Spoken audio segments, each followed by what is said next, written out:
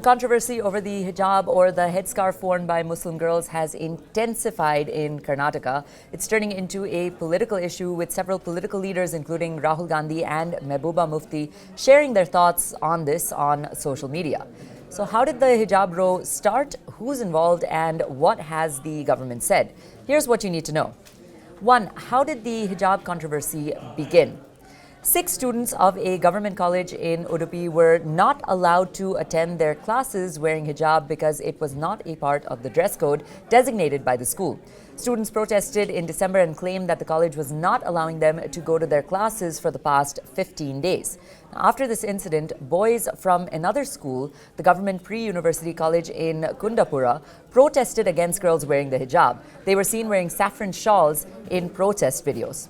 The MLA of Kundapura held a meeting with parents and also asked students to comply with the dress code of the college until the government took a final decision on the issue. 2. How did the hijab controversy intensify? The girls wearing the hijab responded that they could not be forced to stay out of the college following the, and I quote, sudden change in the dress code which banned the hijab. The boys who protested and heckled the girls were also banned from entering classrooms. Now, several other colleges in the Udupi district also reported similar incidents. 3. What has the government said? The Karnataka government has ordered that students must comply with the uniform and/or dress code prescribed by the respective universities. Under the Karnataka Education Act, educational institutions do have the power to determine the dress code. It is interesting to note, however, that though the uniform is not mandatory in colleges, the college development committees, which are often headed by MLAs, have been insisting on a dress code which includes banning hijabs in Udupi and other districts in Karnataka. After this, many officials and schools across the country have joined in the same debate, making it a national issue. But it's not just a national issue, it's now an international issue. Many officials and social media influencers, including Malala Yousafzai, have also commented on the matter. 4. How did the hijab debate go international? Speaking of its international spread, this issue seems to be less now about education and more about politics. Therefore, France is a country worth taking note of here. Back in 2004, the French government banned the display of conspicuous religious symbols in the state schools and hospitals under former President Jacques Chirac. The reason for schools to implement a uniform and/or dress code is to maintain equality among students as well as decorum and discipline in the classroom, which is a place of learning.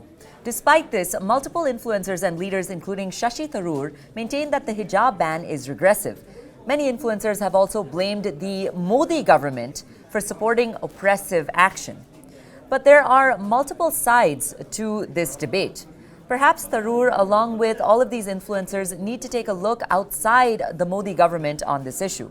Besides France, the hijab has been outlawed in varying degrees in even Muslim-majority countries, including Azerbaijan, Tunisia, Kosovo, Morocco, and Lebanon. Syria and Egypt have also banned the hijab in universities. The other issue here is why politicians are so involved in education committees in India. Perhaps it's time for schools and universities to hire or consult those educated in education to create fair rules for all students. The other angle is what the Constitution of India states. In India, the Constitution does guarantee the right to wear what you want and practice whichever religion you want. But let's take a closer look at the exact text. Article 25 of the Indian Constitution states that the freedom of religion is, and I quote, subject to public order, morality, and health, and to other provisions. With this being said, it is just as important for educational institutions to make a fair dress code formulated by trained professionals. However, there is no doubt that the civil unrest that the hijab debate has caused is anything but maintaining social order. Protests reached the Karnataka High Court and are spreading across the country. High schools, colleges, and universities have been shut down for 3 days. With multiple sides of the debate, it is best to go by the law. In an affidavit, the Karnataka government has rightfully argued that all students and parents were well aware of the uniform system at the time of admission. So why the protesting now when more than half of the academic year is over? Is this really a case of freedom of religion and/or identity, or are students being used for political purposes? Justice Krishna S. Dikshit, before whom the petition came up for hearing, requested advocates, and I quote, "Let's keep aside passions and emotions and go by the laws, the reasons, and the Constitution." The Karnataka High Court has also requested that the student community and the public at large to maintain peace and tranquility until the court decides on the matter. Like and share this video. Also be sure to leave your comments below. Keep watching News 9. Until next time, this is Priyanka signing off. Namaste.